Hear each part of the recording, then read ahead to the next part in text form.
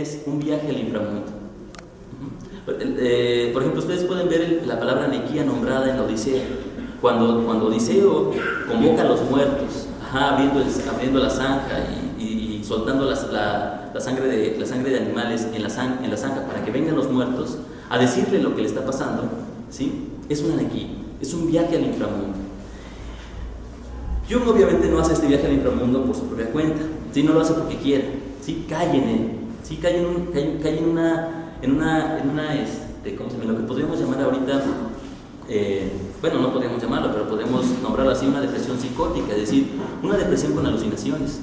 Y entonces Jung, en la vigilia, comienza a hablar con figuras míticas, comienza a hablar con el profeta Elías, comienza a hablar con Salomé, comienza a hablar con figuras que no existen en la vida real, que pertenecen al mundo de los mitos, que pertenecen al mundo de la cultura antigua. Comienza a hablar con ellos y ellos empiezan, a hablarle acerca de los procesos psíquicos.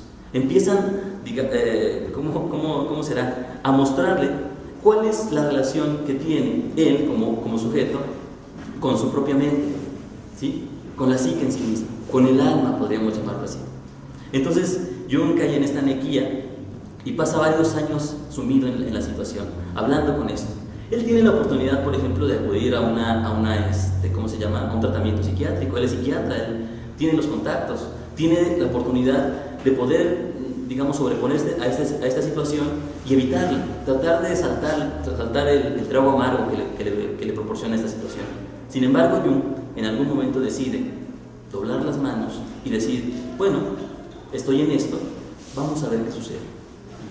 Y comienza a hablar, comienza a platicar abiertamente con ellos, es decir, escucha voces, escucha alucinaciones, ve gente que no está ahí.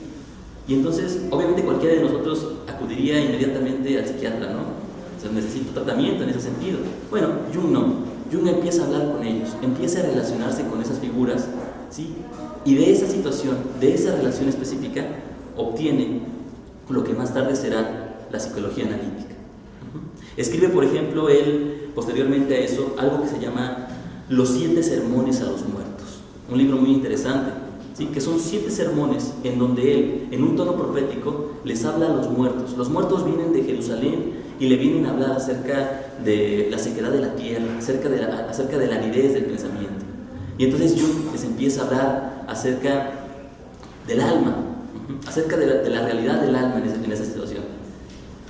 Y entonces, cuando uno analiza, por ejemplo, los 7 sermones a los muertos, viene con un lenguaje bastante críptico, viene con un lenguaje, muy parecido al que utilizaban los antiguos gnósticos en el cristianismo, ¿sí? Los gnósticos eran una secta, un conjunto de sectas aledañas a los cristianos.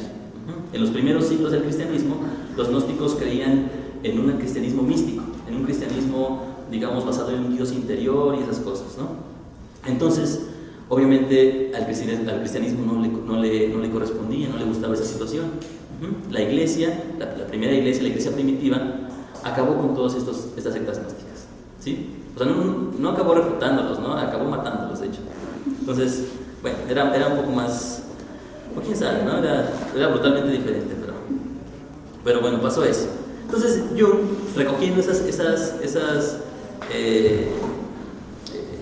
recogiendo el conocimiento gnóstico, recogiendo el lenguaje gnóstico, comienza a hablar, comienza a escribir los 7 sermones a los muertos en estado de trance.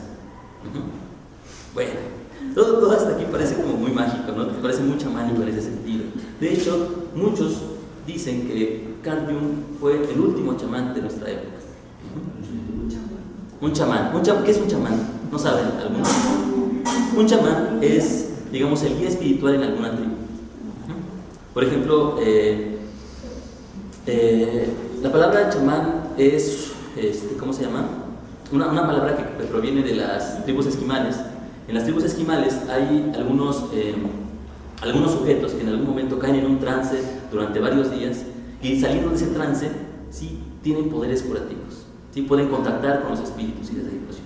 Es muy interesante porque, por ejemplo, si lo vemos desde ese punto de vista, el chamán, cuando cae en ese trance, alega que llega al infierno, llega a una especie de infierno en donde demonios, sí, rompen sus huesos, le arrancan la piel, le cortan la cabeza, arrancan sus ojos de sus órbitas, solamente para darle nuevos huesos, para darle nueva piel, para darle unos nuevos ojos. Cuando el chamán regresa, ahora ha sufrido las 7 enfermedades, ha sufrido los 7 demonios que causan la enfermedad.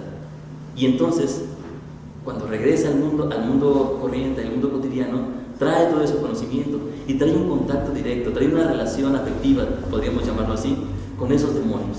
Por eso es que puede curar. Bueno, Carl Gustav Jung pasó por su propio trance chamánico, ¿sí?, que él llamó su nequia. Ok, nequia. Entonces, esta situación a Carl Gustav Jung lo pone más en contacto con la realidad de los complejos. Los complejos, estas imágenes con las que él hablaba, no le pertenecían, no eran él, eran cuerpos alegres. Sin embargo, se pregunta entonces Carl Gustav Jung, ¿qué es lo que define a estos complejos? Es decir, estos complejos están ahí, son imágenes, pero tendrán un modelo específico, se basarán en alguna situación, digamos, extracorporal, podríamos llamarlo así, es decir, en una situación psíquica primaria. Y él llega a la conclusión de que sí, es decir, para Freud había por lo mucho un inconsciente personal, ¿sí?, un inconsciente personal en el que estaban, digamos, guardadas todas las pulsiones que no se habían podido expresar o las que habían sido, digamos, eliminadas de la vida consciente en algún momento. Sin embargo, para Freud hay un inconsciente colectivo, un inconsciente que le pertenece a toda la especie humana. Todos nosotros estamos unidos a través de ese inconsciente colectivo. Otra vez, está el concepto. Dice, el inconsciente colectivo es el estrato profundo que no se origina en la experiencia y adquisición personal, sino que es innato. Es decir, el inconsciente personal nos precede a todos, precede a toda la vida psíquica individual, está antes de nosotros y se ha formado a través de las relaciones del hombre con el mundo y con la cultura desde los primeros tiempos. He elegido la expresión colectivo porque este inconsciente no es de naturaleza individual, sino universal, idéntico a sí mismo en todos los hombres y constituye así un fundamento anímico de naturaleza suprapersonal en todos los hombres. Toma Carl Gustav Jung aquí, digamos, la conceptualización platónica de los arquetipos para hablar de esa situación. Los arquetipos, decía Platón, están en el topos Uranus, es decir, en el cielo de los dioses, allá donde estos arquetipos nos rigen. Los arquetipos son figuras, digamos, perfectas, figuras que representan y que son el original de la sombra que nosotros somos. Por ejemplo, allá se encuentra un triángulo que es todos los triángulos. ¿Cómo es ese triángulo? No sabemos, solamente sabemos que es la conjunción de cada uno de los triángulos que hay en el universo. Perfecto.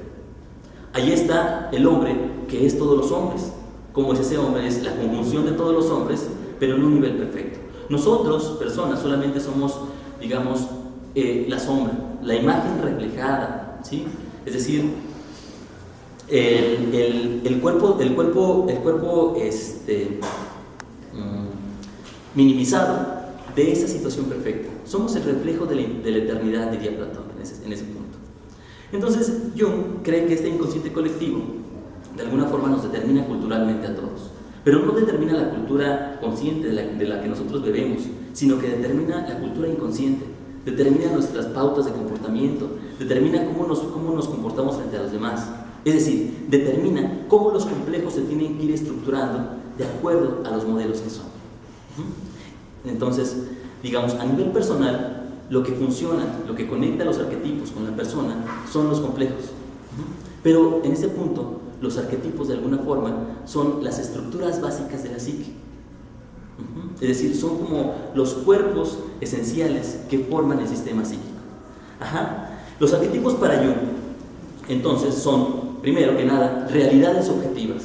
Es decir, los arquetipos existen. Los arquetipos no son un concepto, digamos, imaginario, no son un concepto fantasioso. Los arquetipos están ahí y hay manera de probarlos, dice Jung, ¿no? Es decir, podemos probarlo cada vez que una persona, por ejemplo, entra en contacto con una situación que no le pertenece a su cultura, pero que sin embargo la vive. Un ejemplo básico que pone Jung en su autobiografía es: cuando una vez se encuentra en un pabellón psiquiátrico a un hombre, ¿sí?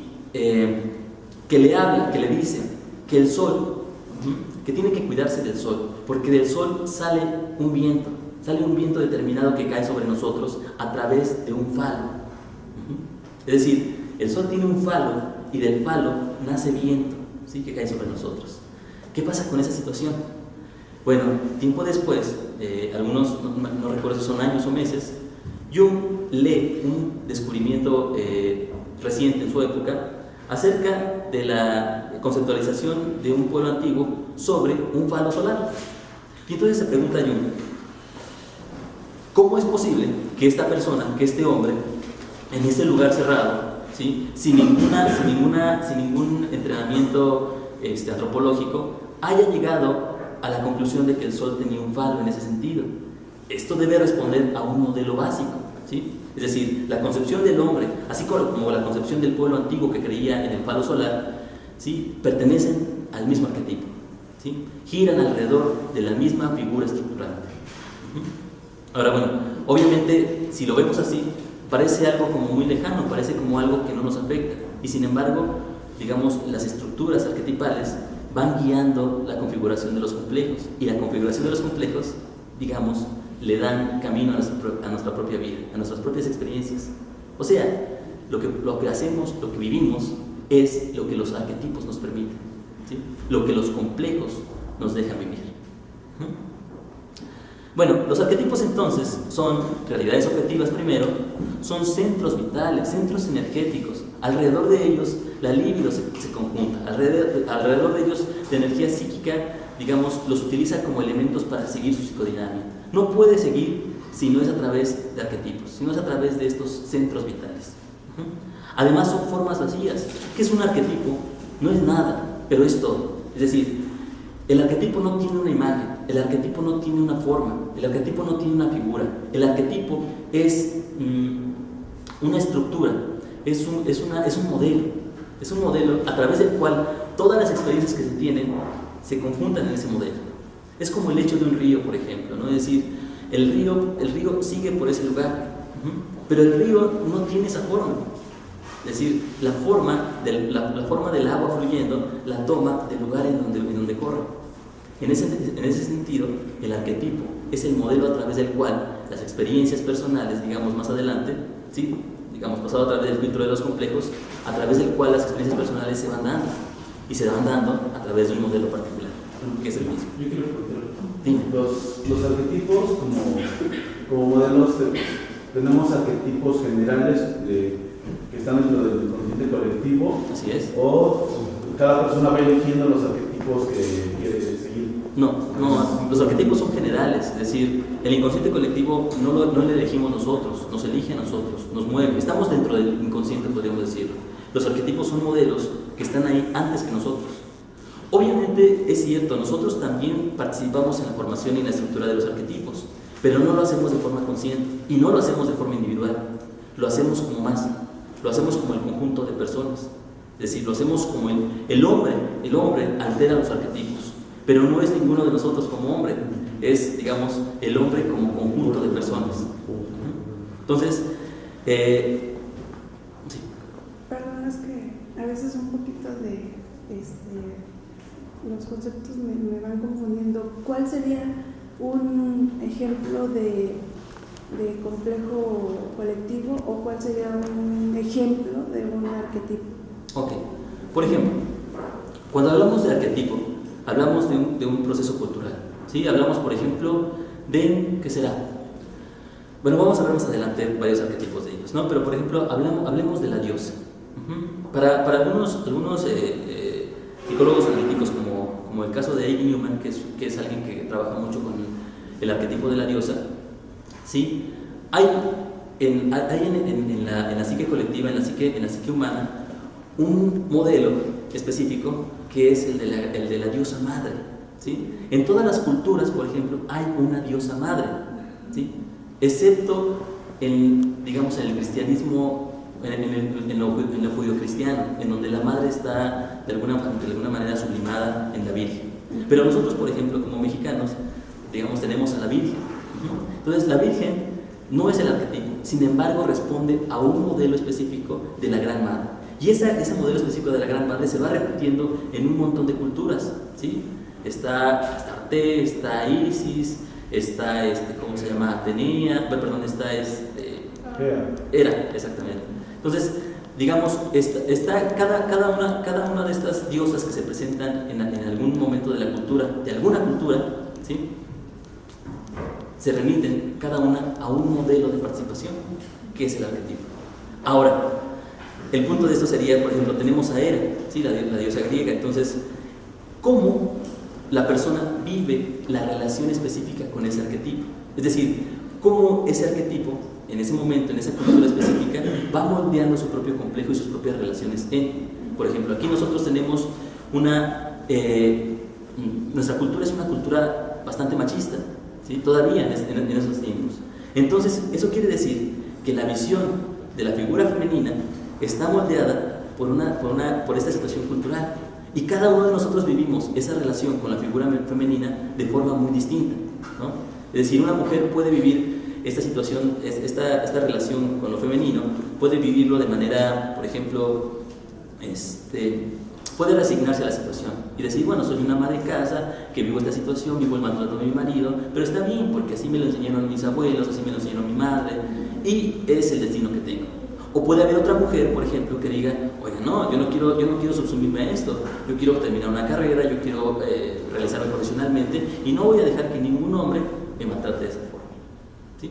Es decir, esa situación, ese contexto de vida que cada uno de nosotros elige, aparentemente, ¿sí? Digamos, está elegido anteriormente por el complejo.